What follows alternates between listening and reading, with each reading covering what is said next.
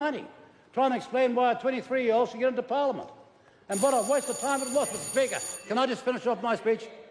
Can I just finish this off? No, the members had two calls. Yeah, but there's a lot of enthusiasm for this message. The member can have another go later, but you're only allowed two at a time, according to the standing orders. Well, I moved. Marama Fox. Yeah. Well, that's a little bit rich, a retrograde step, because exactly what this member has described is a retrograde step straight back to colonisation. Oh, my goodness. Lock up your children, because here come the Maoris. We should all be very scared. Oh, my gosh. Mr. Chair, I do not understand why people are so worried about having a Māori voice come and sit at their table. What is the fear? What is the fear about that? I tell you what, that they are the only ones that are protecting many parts of the environment in this country. And while the member Meka Whaitiri might want to say that they can do it now, that is not the standard across the country. It is variable, and if you're lucky enough to have your Treaty of Waitangi settlement signed, then you may just have some arrangement over a river, or some arrangement over a mountain. You might have some co-governance arrangement. If you're lucky enough to have that negotiated into your treaty settlement, you might have that, but that's not consistent. And that's not consistent for consenting over every wāhi tapu that you might deem to be sacred to you. That's not consistent across this country. So, Mr. Chair, we believe that the mana whakahono arrangement, which has been written by the iwi, written by the technical advisors of the iwi, and we have negotiated with this government to get them in, you can't tell me they don't support it. I tell you now, they were willing to support this bill without the carve-out for GE. They were willing to support. I can send you the email if you want to see it. But this is the iwi saying to the country, you do not have to worry about this. Consent already requires consultation with iwi under the current RMA. But invariably what happens is that local councils may forget to go and consult or notify. That 95% of notifications don't even go to iwi. So I'm not sure what the irrational fear is about, because if they're only being notified of 5% of the consenting issues and only been asked to consult over 5% of current consenting issues, then what is the fear? This provides an opportunity under mana whakahono arrangements for those agreements to be nutted out at the beginning of the process and not left to haphazard local and regional councils who decide when and when not they might want to consult. And I can point to a number of different examples, like in Wairarapa, where the local council said, I'm not sure, should we be dispersing the overflow from our sewage treatment plants into your river? Into the local river, the awa tapu of Ngāti Kahungunu ki te Wairarapa. And when they went and consulted and the iwi said, no, you cannot be putting your sewage into our ancestral river, they said, well, thank you for your consultation. Here's a tick, we're going to do it anyway.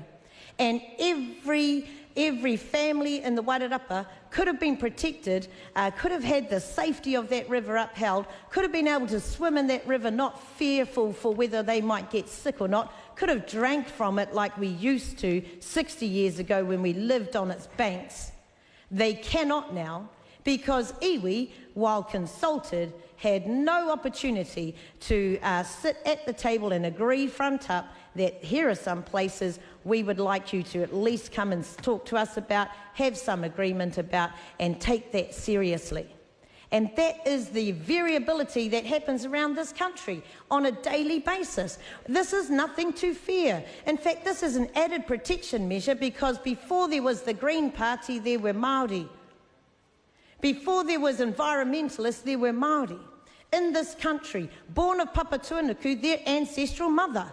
It is up to them as kaitiakitanga, and we have secured kaitiakitanga, those sections that refer to that in this bill, untouched, for the benefit of all New Zealand. That is value add. That is not a retrograde step back to colonisation where you need to sit in the corner, thank you Māori mā, and not have any say whatsoever, because that's what happened 60 years ago. We sat next to pristine water.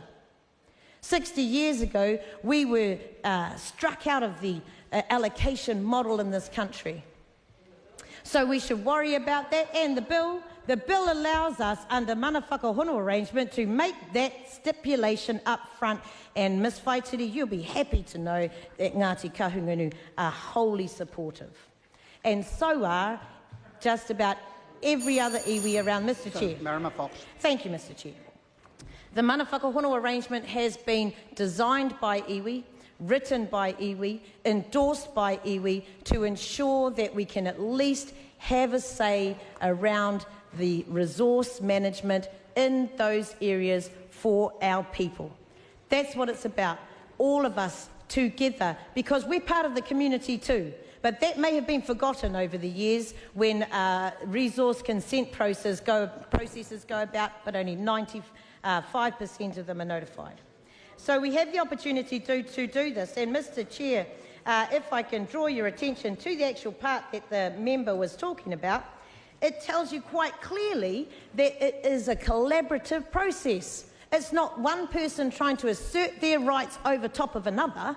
It is a collaboration where we get to discuss and agree a pathway forward for the benefit of the entire region, where all stakeholders get to sit at the table. That's what a mana whakahono arrangement is. And to say this is a bureaucracy of the elite of Māori, those Māori iwi chairs have been mandated by their hapu to represent them at a national table. So should we dismiss those hapu, those marae who have mandated their iwi chairs to speak on their behalf? Are we going to tell Ngāhiwi Tōmoana, sit down, sir, you don't speak for us? Of course we're not. That is not an elitism. That is not a bureaucracy. That is fair representation from the people who vote for their iwi chairs. They've been voted for. They've been voted for in a far stiffer political process than this. We know that if hapu and marae come to the table, they get to vote for their iwi chair. Their iwi chair represents their interests, and they do so on behalf of all the people in the region. And I think it's disingenuous of the member to say that that is elitism. It's disingenuous of the member to say that that is a bureaucracy. That is merely representation, Mr Chair, representation of the people over which they have the mandate to represent. Special rights. Let's have a look at what happened in the last 170 years. Oh, that's right, no rights. Back in we need to remind you that we signed, Mr Chair, we need to remind the members that we signed a treaty. It guaranteed us some rights to have a say over our resources. And we have the ability to do that through a collaborative process where we can speak together as adults. Kōrero āwaha. That is not making it up. That is what the iwi chairs have put in here. The guiding principles in initiating, developing and implementing a mana whakahono arohe, the participating authorities must use their best endeavours to achieve the purposes, to use an integrated process, to have coordination of resources, to ensure that we can sit together. That's what a mana whakahono arohe arrangement is. It is about iwi participation at the table. It's to ensure that we add value to our regions, add value to the local government, add value to the environment, add value to this nation. And it's not something to be feared. That fear is absolutely irrational. And to say that it is a retrograde step is just merely catering to some stale, male, pale vote that they seem to go after, because the member stood up at Orewa, made a speech to people 2 days after he didn't say anything in that speech to the Māori people he stood in front of. So I'm talking about the speech that you referred to, the member referred to in his speech when he talked just before. So, Mr Chair, the mana whakahono arohe arrangement is a mechanism to unite iwi and local authorities, to join together, to agree and record the way that the land and the resources are managed under this Act. And that is a huge achievement. So if somebody has a problem about oil drilling, they have the opportunity to make that statement here in the mana whakahono arrangement. If somebody has a fear about fracking, they have the ability to do that under the mana whakahono arrangement. This is a place for them to have a voice, and it's something that people fear. To say that it is brown mailing, or is it merely recognising that they have a voice? Because to bring up the civil rights movement from back in the day, to say we're going away from separatism, this is not separatism, this is distributed democracy. This is giving a voice to minorities who otherwise would not have the voice, Mr. Chair. That is giving rise to the desires of a people who have been marginalised in their own country. Mr. Chairman. The Honourable Dr. Nick Smith. Mr.